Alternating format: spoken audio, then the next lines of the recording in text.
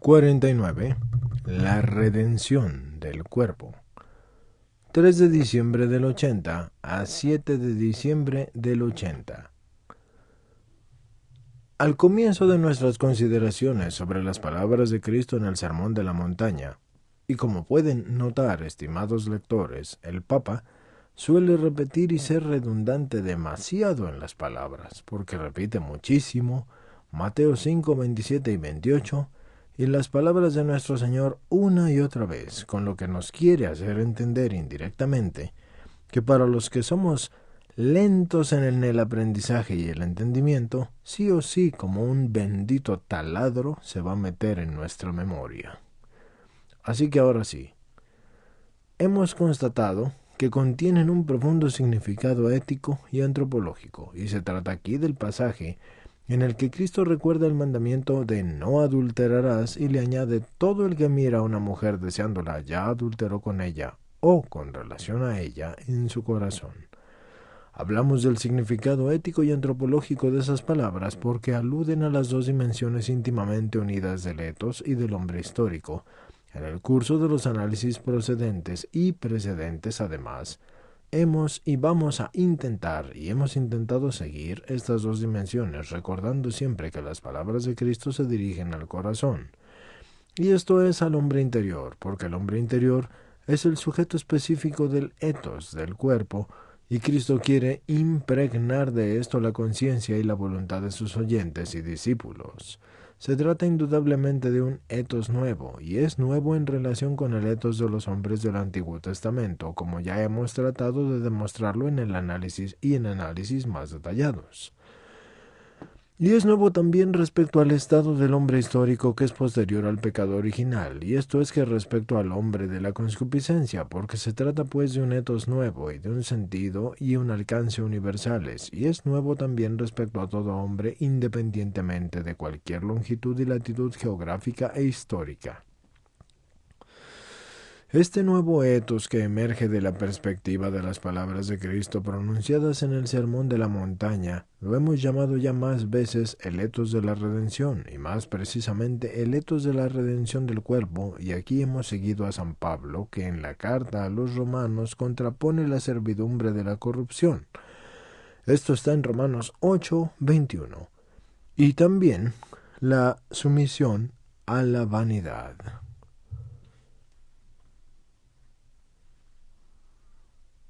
de la que se hace partícipe toda la creación a causa del pecado,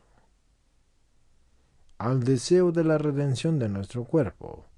Y en este contexto, el apóstol habla de los gemidos de toda la creación, que abriga la esperanza de que también ella será liberada de la servidumbre y de la corrupción para participar en la libertad de la gloria de los hijos de Dios.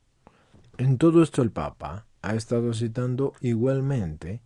Romanos, versículos 20 y 21 y también el 23,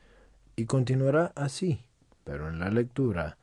hace una alusión a las palabras I latina y B de bueno, que significan ibidem, lo que significa que es exactamente la misma nota,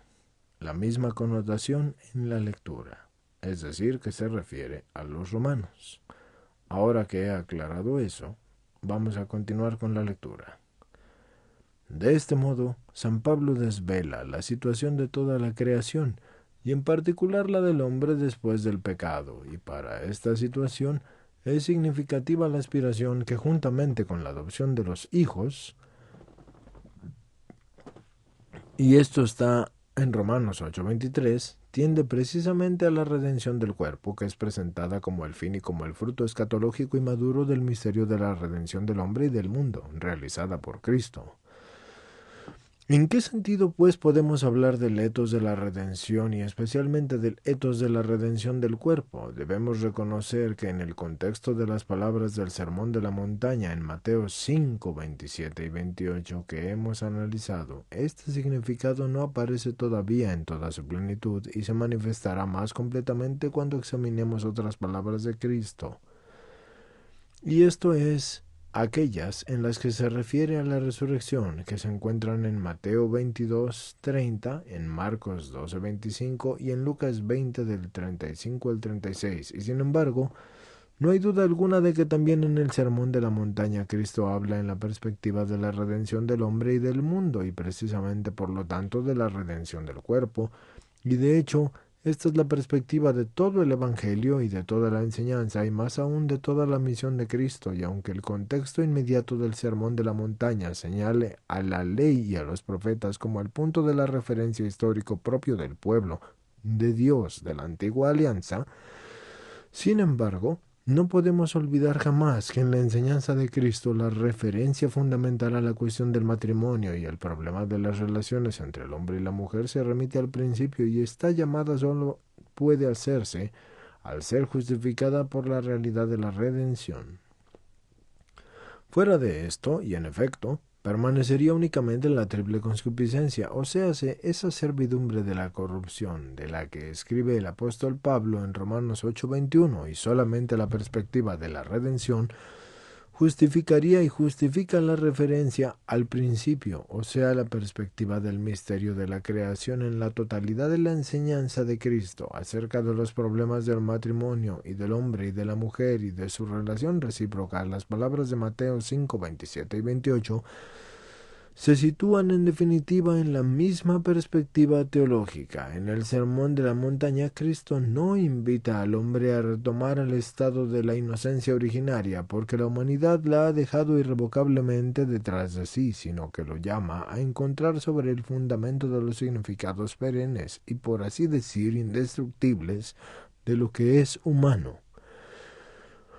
las formas vivas del hombre nuevo, y de este modo se establece un vínculo y más aún una continuidad entre el principio y la perspectiva de la redención en el etos de la redención del cuerpo, porque deberá reanudarse de nuevo el etos originario de la creación. Cristo no cambia la ley, sino que confirma el mandamiento: no adulterarás. Pero al mismo tiempo, lleva el entendimiento y el corazón de los oyentes hacia esa plenitud de la justicia que es querida por Dios creador y legislador, que encierra este mandamiento así en sí. ¿Y qué es lo que Él encierra para nosotros? Esta plenitud se descubre primero como una visión interior del corazón, luego con un modo adecuado de ser y de actuar. La forma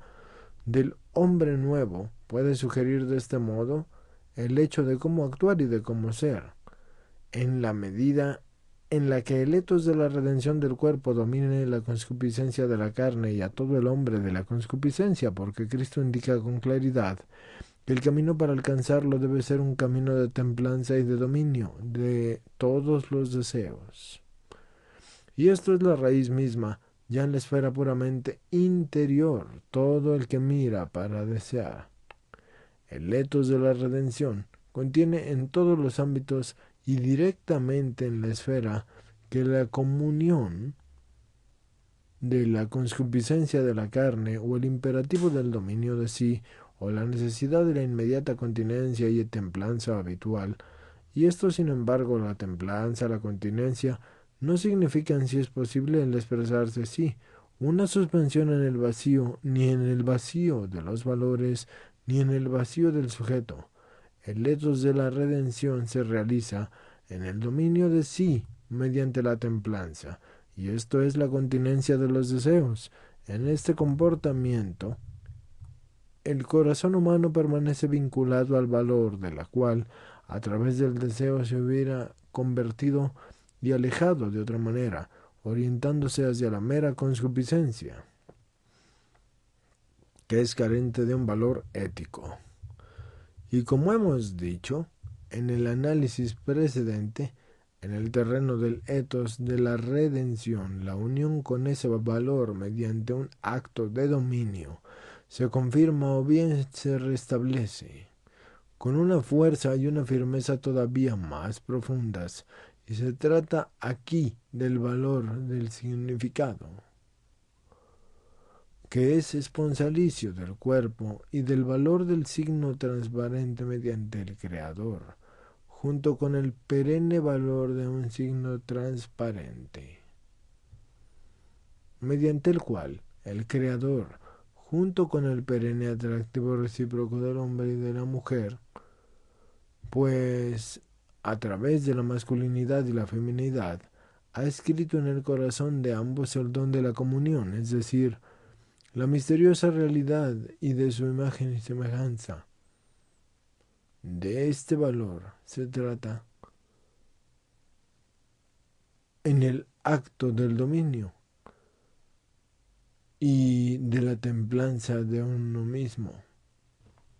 Y a los que llama Cristo en el Sermón de la Montaña, Mateo 5, 27 y 28. Este acto puede dar la impresión de la suspensión en el vacío del sujeto y puede dar esta impresión particularmente cuando es necesario decidirse a realizarlo por primera vez o también más todavía cuando se ha creado el hábito contrario o cuando el hombre se ha habituado a ceder de la concupiscencia de la carne.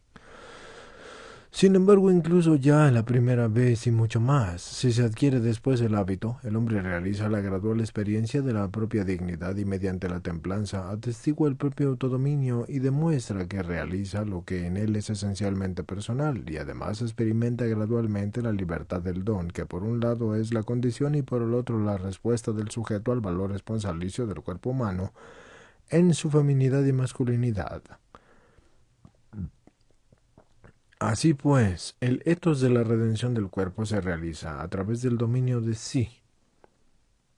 a través de la templanza de los deseos, cuando el corazón humano estrecha la alianza con este etos, o más bien la confirma mediante la propia subjetividad integral, o cuando se manifiestan las posibilidades y las disposiciones más profundas y no obstante más reales de la persona, o cuando adquieren voz los estratos más profundos de la potencialidad, a los cuales la concupiscencia de la carne, por decirlo así, no permitiría el manifestarse. Estos estratos no pueden emerger tampoco cuando el corazón humano está anclado en una sospecha permanente o como resulta así de la hermenéutica freudiana, entonces no puede manifestarse siquiera cuando en la conciencia domine el antivalor maniqueo, y en cambio el etos de la redención y la conciencia domina ese antivalor maniqueo, y se basa en la estrecha alianza que tiene con los estratos ulteriores de reflexiones que nos darán prueba de ello. Y al terminar este análisis nuestro sobre el enunciado tan significativo de Cristo, según Mateo 5, 27 y 28, vemos que el corazón humano es sobre todo un objeto de una llamada y no de una acusación. Al mismo tiempo debemos admitir que la conciencia del estado pecaminoso en el hombre histórico es no sólo un necesario punto de partida, sino también una condición indispensable de su aspiración a la virtud, a la pureza del corazón y a la perfección. El etos de la redención del cuerpo permanece profundamente arraigado en el realismo antropológico y axiológico de la revelación, al referirse en este caso al corazón, porque Cristo formula sus palabras del modo más concreto. Efectivamente, el hombre es único e irrepetible sobre todo a causa de su corazón, que decide de él y desde dentro. La categoría del corazón es en cierto sentido lo que es equivalente de la subjetividad personal, el camino de la llamada a la pureza del corazón, tal como le fue expresada en el Sermón de la Montaña, es en todo caso la reminiscencia de la soledad originaria de la que fue liberado el hombre como varón mediante la apertura al otro ser humano, a la mujer. La pureza del corazón se explica, en fin de cuentas, con la relación hacia ese otro sujeto, que es originaria y perennemente conllamado. Así la pureza es una exigencia del amor, y es la dimensión de su verdad interior en el corazón del hombre.